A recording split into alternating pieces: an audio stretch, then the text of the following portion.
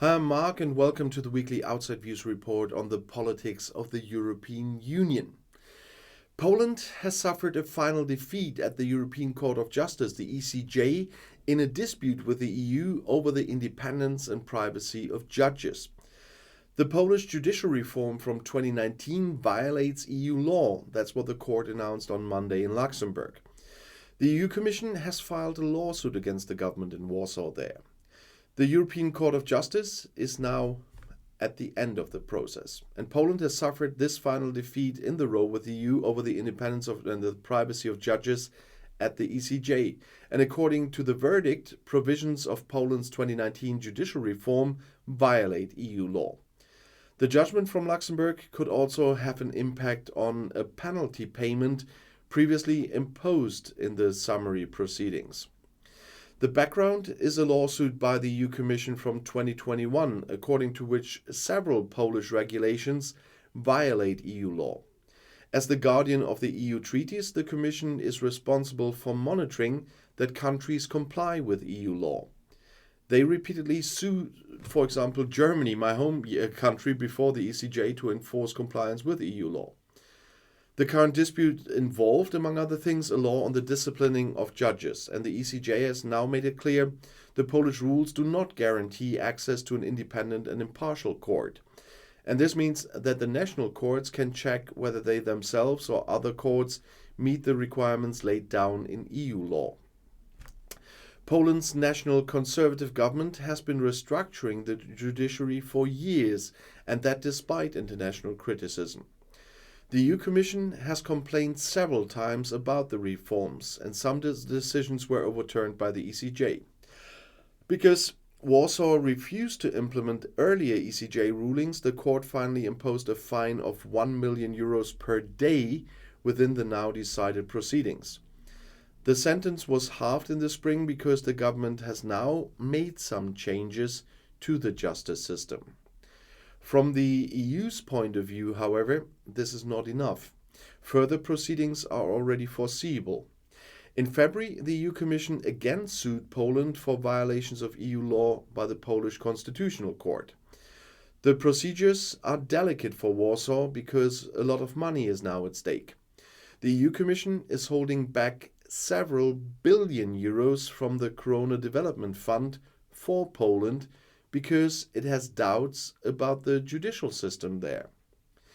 But there are regular discussions about the Polish government anyway.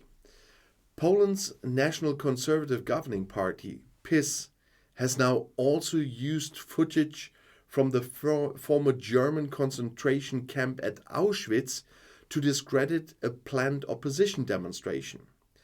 The Auschwitz Memorial condemned the video released last week Wednesday, and criticism also came from the American Jewish Committee and the International Auschwitz Committee and Poland's head of state Andrzej Duda. The video published by the PiS on Twitter shows the gatehouse in Auschwitz and the entrance to the main camp with a cynical caption, "Work sets you free," to the sound of marching boots. A tweet from the PiS critical journalist Tomasz Lis, who wrote on Monday that a chamber would be found for President Andrzej Duda and PiS boss Jarosław Kaczyński, is displayed there. In Polish, the word chamber is mostly associated with gas chamber. Lis later apologized for the tweet, and the question then followed in the video, "Do you really want to go with this motto?"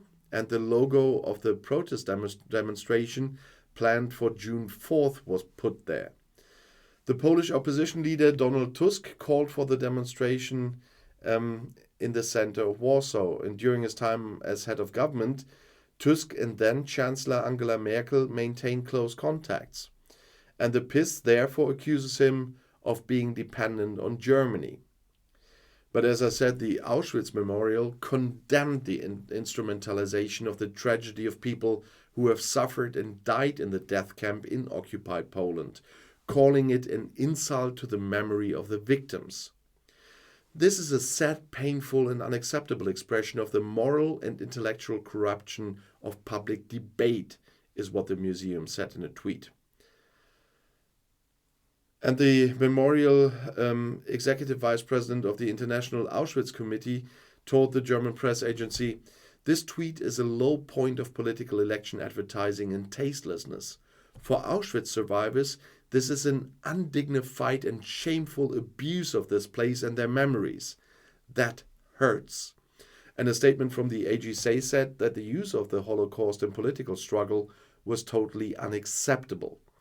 And Poland's President Andrzej Duda, who comes from the ranks of the PiS, spoke of an unworthy act for which there is no justification. The name Auschwitz has become etched into consciousness around the world as a synonym for the Holocaust and the epitome of evil. There alone, the National Socialists killed more than 1 million people, mostly Jews. And during the Shoah, they murdered around 6 million Jews across Europe. And meanwhile, another incident in Poland caused outrage in Israel, because a lecture by the renowned Polish-Canadian Holocaust researcher Jan Grabowski on the subject of Poland's growing problem with the history of the Holocaust at the German Historical Institute in Warsaw, there was an MP called Grzegorz Braun from the right-wing opposition party Konfederacja suddenly jumped forward, snatched Grabowski, took the microphone and smashed it on the lectern. And the historian had to break off the lecture.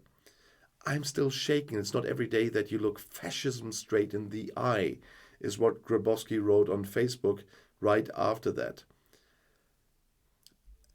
And the chairman of Yad Vashem couldn't really have any understanding for this. And a statement from the Wiesenthal Center said the incident was an outrageous attack not only on the freedom of speech, but also on the veracity of the narrative about the Shoah in Poland.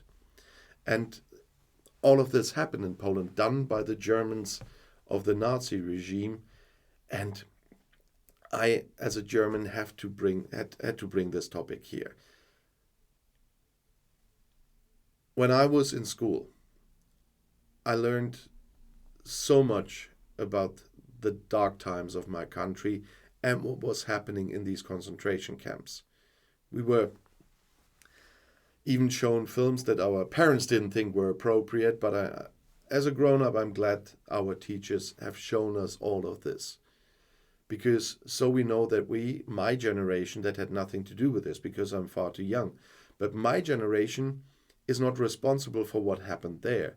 But my generation, and today even more than ever before, because of all the right-wing populism spreading on this planet in different countries, in Poland, in Hungary, in the UK, in the United States, and even here in Germany, my generation has the responsibility to do all possible to never let something like this happen again. And that is our responsibility.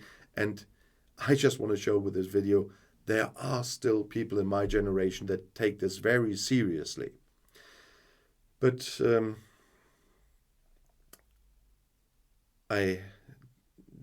sometimes I'm speechless when I'm hearing things like this, because it's so far away from my thinking that I can't even imagine how people can have ideas like this. But still, if you want to know more about important things from all over the world, the next video is right here in the end screen. I'll see you there. I'll be back.